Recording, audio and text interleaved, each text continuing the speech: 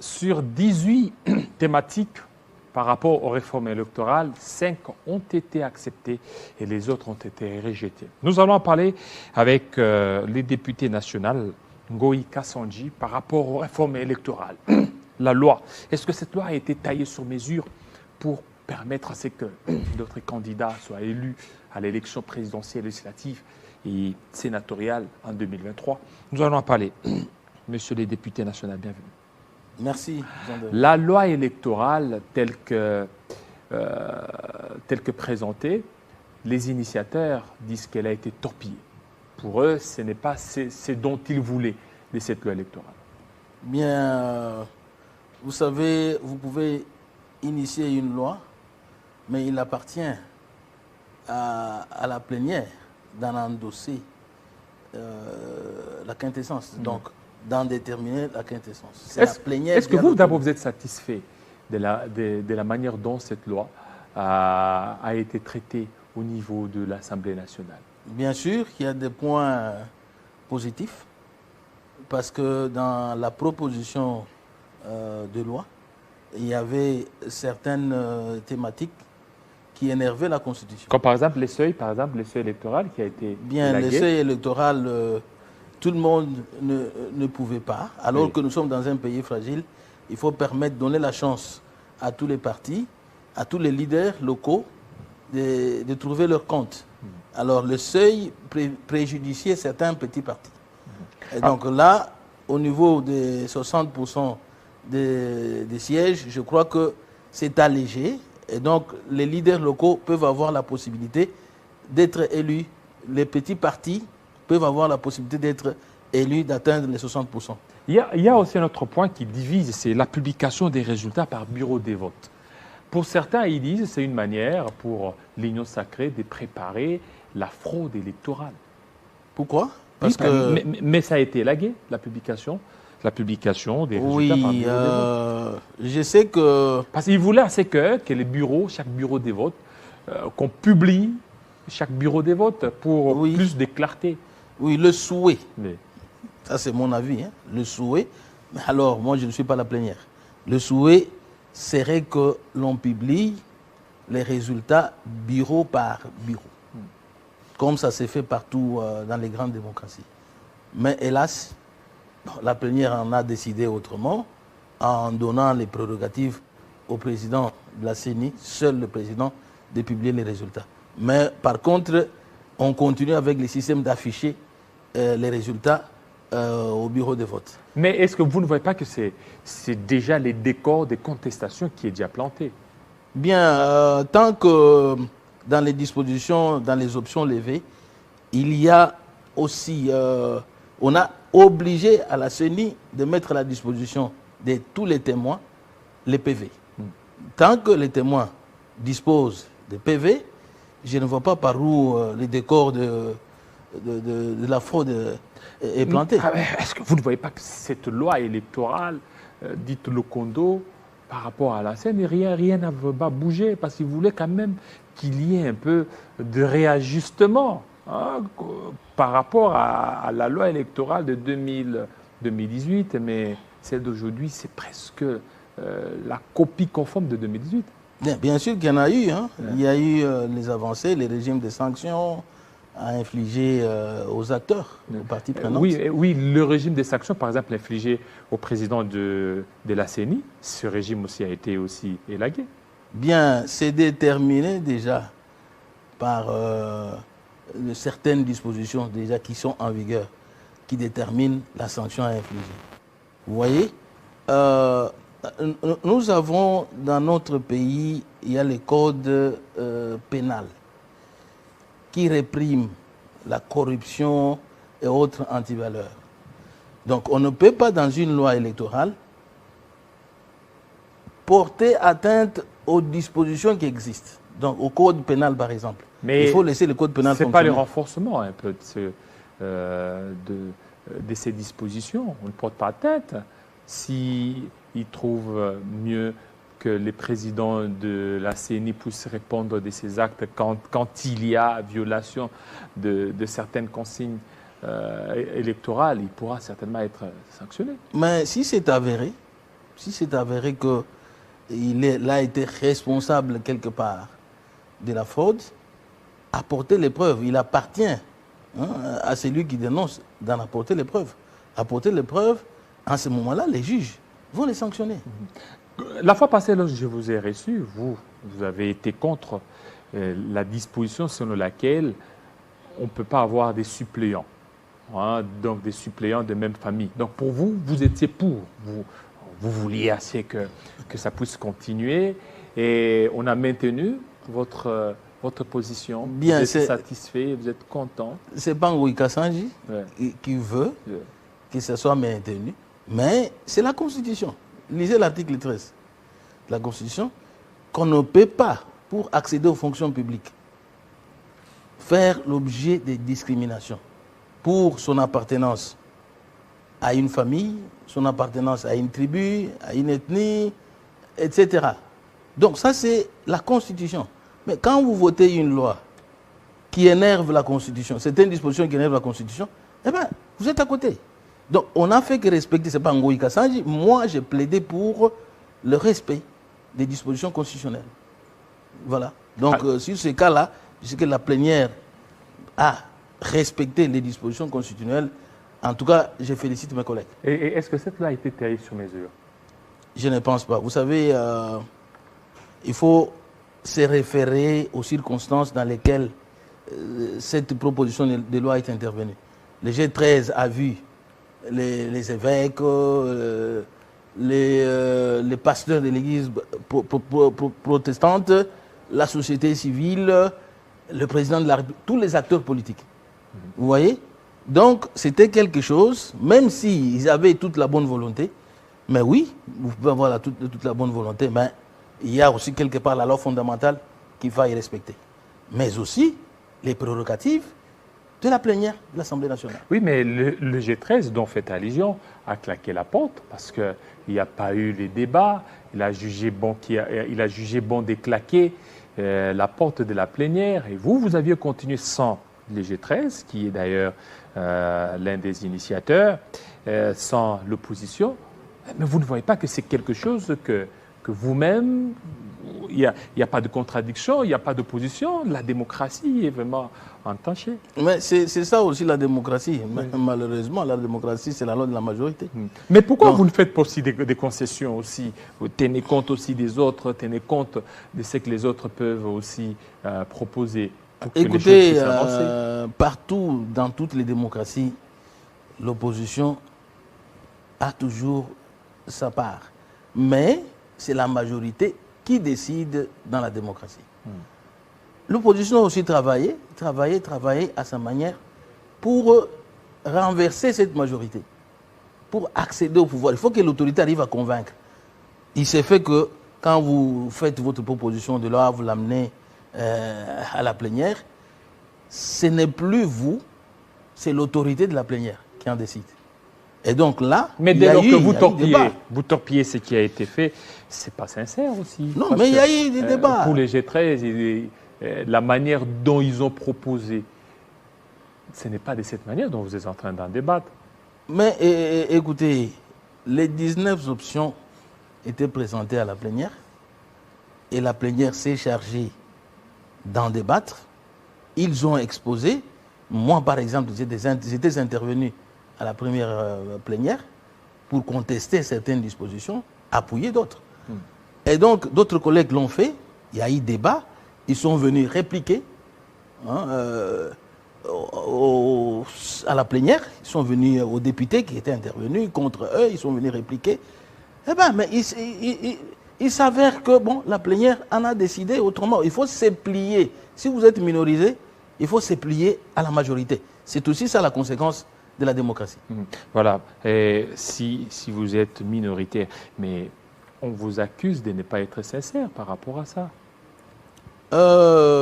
Écoutez, moi, j'aurais souhaité que ça se fasse, qu'on puisse renforcer les dispositions qui rendent notre système électoral beaucoup plus transparent.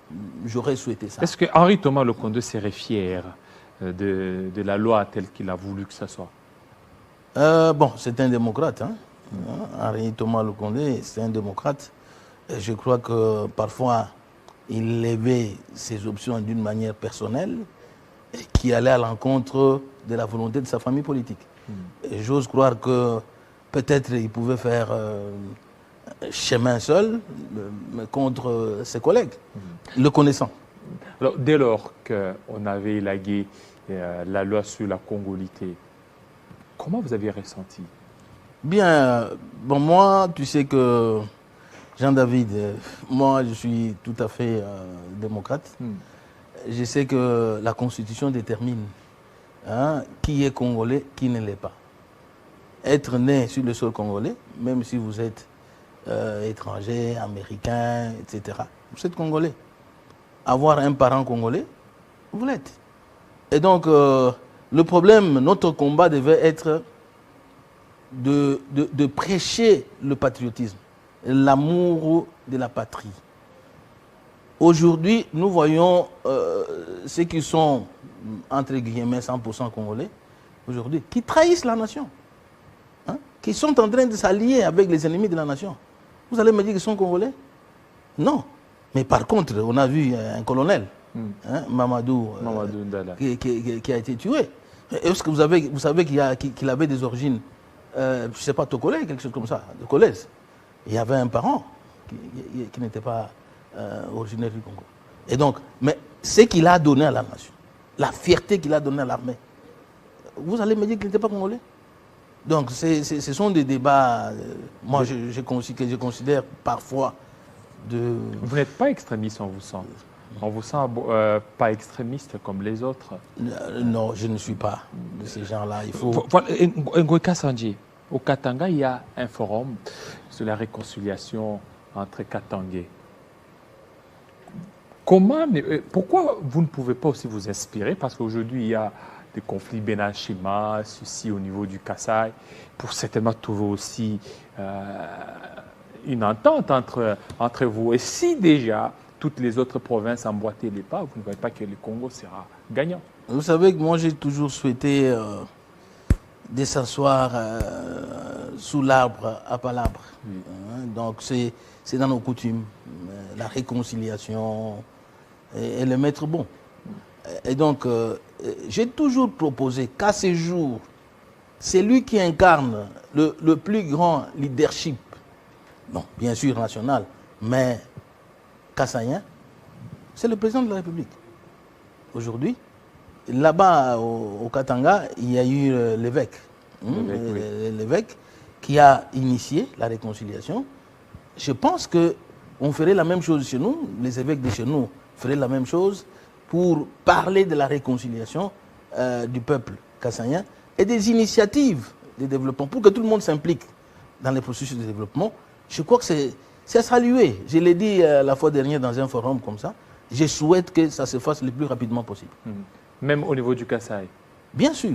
Parce que là, il y a les Benachima, il y a ceci. Donc jusque-là, les choses aussi commencent aussi à tirer.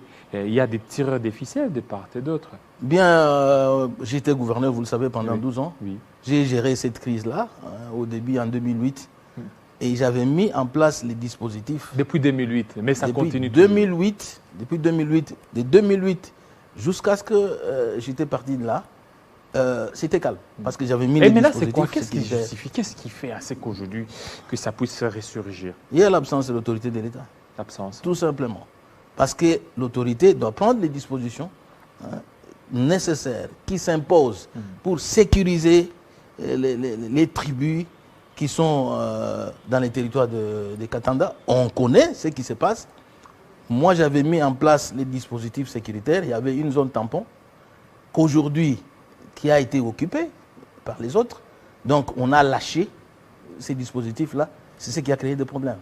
Donc, si l'autorité prend les choses en main et remet les dispositifs que j'avais laissés en place, il n'y aurait pas ce genre de trucs. J'avais sanctionné tous les chefs coutumiers. Je les avais suspendus, tous les 3 chefs. De Benachimba, Benamwembia, de Benakahoui. Tous étaient suspendus. Et donc, j'ai laissé les intérimaires qui obéissaient à l'État, qui respectaient les dispositifs mis en place.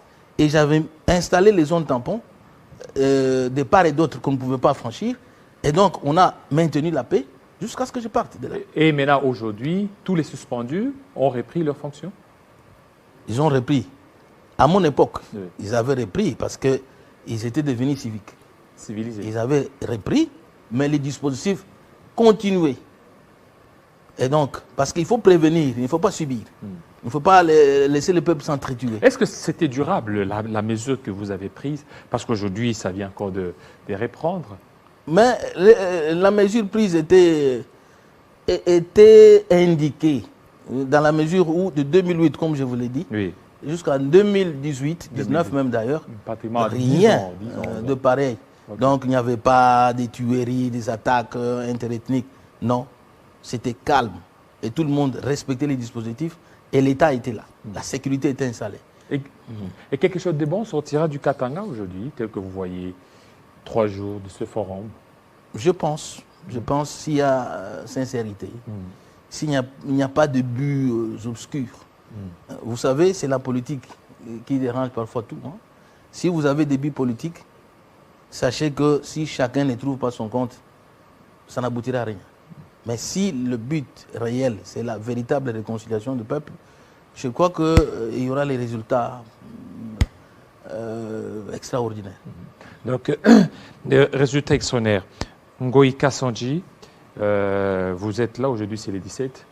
Un mot par rapport à cette journée, la journée du 17 mai. Vous savez, cette journée, pour moi, c'est une journée spéciale. Oui. Mosée Laurent Désiré Kabila m'avait réellement marqué par le sens de patriotisme. Il a appelé le Congolais à l'autoprise en charge. Et il disait toujours qu'il faut que le peuple congolais apprenne à se prendre en charge. Qu'il soit le maître de son destin, le peuple congolais.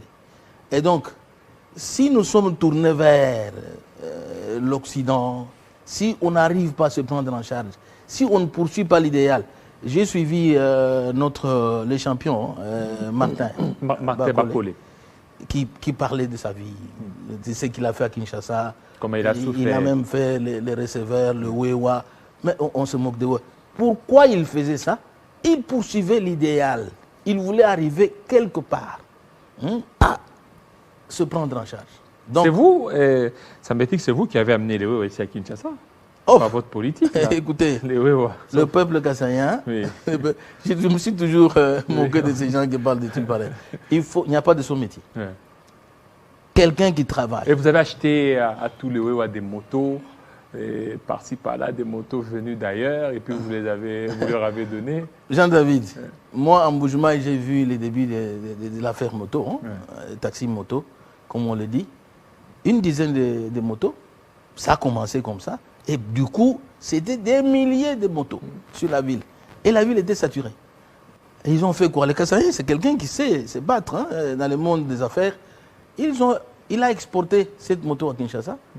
Et ça a résolu un problème majeur. S'il faut arriver à temps ici, contourner les embouteillages, vous prenez la moto, ben, vous êtes à temps.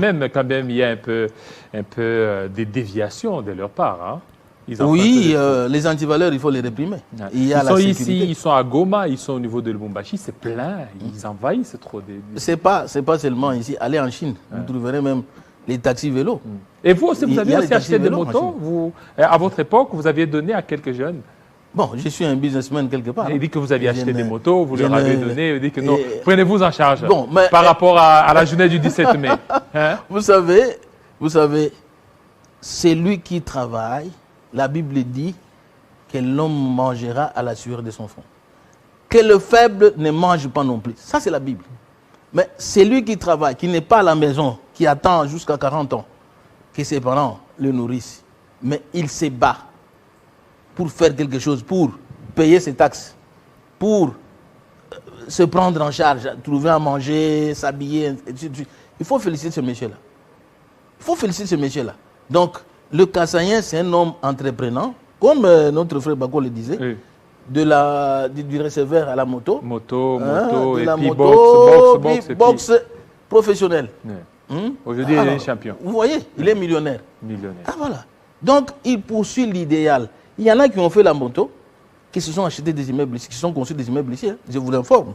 Qui ont quitté de la moto vers les taxibus, les bus, ils sont devenus transporteurs dans cette ville. Voilà. Merci beaucoup. Prenez-vous en charge la journée du 17 mai. Merci. Alors, on va prendre M. Jérémy Kiloubou tout de suite.